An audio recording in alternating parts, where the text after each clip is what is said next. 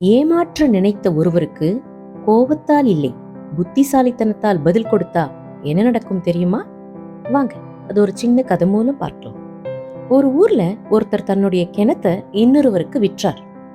வாங்கியவர் தண்ணீர் எடுக்க போன போது கிணற்றை விற்றவர் தடுத்து நிறுத்தி, நான் கிணற்றை தான் விற்றேன், அதில் இருக்கிற தண்ணீரே இல்லை, தண்ணீரை எடுக்க வேண்டும் என்றால் அதற்கு தனியாக வாடகை தரணும்னு சொன்னார்.